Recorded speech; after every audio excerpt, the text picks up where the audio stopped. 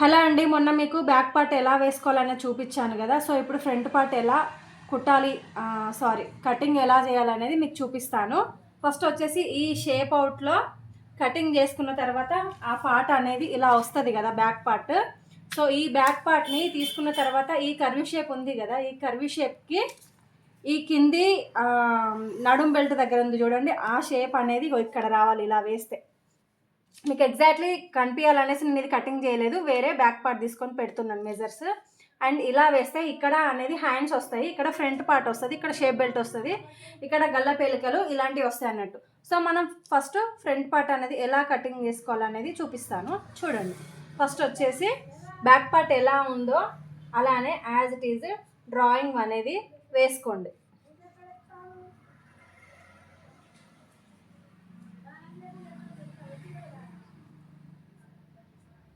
పక్కకు సైడ్ కాపు camera. Drawing వేసుకున్న తర్వాత మనము ఆర్మ్ షేప్ అనేది ఇలా మనం బ్యాక్ పార్ట్కి ఎలా గీస్తామో అలా డ్రాయింగ్ అనేది వేసుకోవాలి యాజ్ ఇట్ ఈజ్. నెక్స్ట్ వచ్చేసి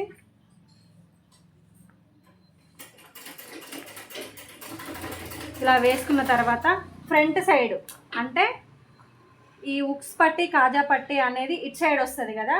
సో ఇది వచ్చేసి చంక భాగము, ఇది వచ్చేసి ఫ్రంట్ అన్నట్టు. ఈ ఫ్రంట్కి కుట్టుకు ఇది మనం అంచుపట్టి కుడతాం కదా, సో దానికి వచ్చేసి ఒక 3 డాట్స్ అనేది లైన్ గీసుకోండి ఇంత ఇలా. ఓకేనా, ఈ గ్యాప్ ఉంటే సరిపోతుంది. ఫస్ట్ ఆఫ్ ఆల్ వచ్చేసి ఏం చేయాలి అంటే మనం ఫ్రంట్ నెక్ అనేది కొలుచుకోవాలి. ఫ్రంట్ నెక్ ఎలా కొలుచుకోవాలి అని అంటే, ఇప్పుడు ఉక్స్ పట్టి ఉంది కదా, ఈ ఉక్స్ పట్టిని ఇలా నీట్గా వేసేసుకొని ఇప్పుడు ఈ షోల్డర్ మీద డాట్ ఉంది కదా కుట్టినది, అది ఇలా ఒకటి మెజర్ వేయండి ఒక డబ్బా షేప్లో. అంటే ఇటు కుడితే ఖర్చులోకి వెళ్తుంది, ఇటు కుడితే ఖర్చులోకి వెళ్తుంది. సో అట్లా ఈ కుట్టిన డాట్ ఉంటుంది కదా, ఈ డాట్ అనేది ఎగ్జాక్ట్లీ ఇక్కడ పెట్టేసి ఇలా చూసుకోండి గ్యాప్ ఇచ్చి. ఇలా చూసుకుంటే మనకు ఎగ్జాక్ట్లీగా వచ్చిన డాట్ అనేది కనిపిస్తుంది. సో ఇది ఒరిజినల్, ఇది ఇటు సైడ్ కూడా ఒరిజినల్ పెట్టుకోండి. ఇక్కడ కూడా స్క్వేర్ షేప్లో వస్తుంది. మనం కుట్టుకి కొంచెం పైకి తీసుకోవాలి. ఇలా తీసుకున్న తర్వాత స్కేల్ తోటి ఈ పైన పెట్టిన మార్జిన్కి ఇలా స్క్వేర్ షేపు ఇవ్వాలి. దాని తర్వాత ఇలా స్ట్రేట్గా లైన్ కొట్టేసుకోండి. తర్వాత ఇందులోనే నెక్ షేప్ అనేది తీసుకోండి. ఓకే, ఫ్రంట్ నెక్ వచ్చేసింది. ఆర్మ్ షేప్లో కూడా ఇది బ్యాక్ చంక మనం ఫ్రంట్ లోతులో ఇలా తీసుకుందాం ఒక 1/4 ఇంచు. తర్వాత ఇక్కడ షేప్ బెల్ట్ షేప్ రావాలి కదా, సో దానికి మనం ఏం చేద్దాము, ఫ్రంట్ పార్టే తీసుకొని ఉక్స్ పట్టి సైడు ఫ్రంట్ పార్టే తీసుకొని ఇప్పుడు ఈ షోల్డర్ ఉంది కదా, ఈ షోల్డర్ టు ఈ షేప్ బెల్ట్ ఉంది కదా, ఇలా మిడిల్లో పట్టుకొని ఇలా వేసేయండి. ఇలా వేసేస్తే ఇక్కడ కుట్టుకు ఖర్చుకుంటుంది కదా, ఈ కుట్టు దగ్గర మార్జింగ్ పెట్టుకొని ఇలా చూసుకుంటే మనకు షేప్ బెల్ట్ మార్జింగ్ అనేది వస్తుంది. సో నేను ఇప్పుడు పెట్టిన పేపర్ కటింగ్ది వేరే వాళ్ళది మార్జింగ్, జస్ట్ మీకు చెప్పడానికే. ఇప్పుడు ఇలా వస్తుంది కదా, లోడింగ్ చేసి ఉంది కదా, దీనికి కుట్టుకి ఇలా కిందికి పెట్టుకోవాలి. ఓకేనా, ఇలా పెట్టుకున్న తర్వాత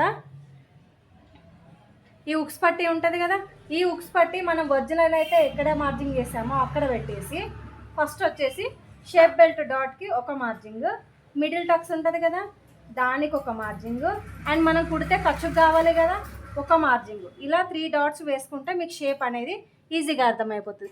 దాని తర్వాత చంక భాగం కూడా చూసుకోవాలి. ఈ చంక భాగం అనేది ఇది కుట్టు, ఇది ఖర్చు. ఇలా పెట్టేసి ఇలా చూడండి, ఇప్పుడు ఇది ఒరిజినల్ డాట్, ఇది ఖర్చు డాట్.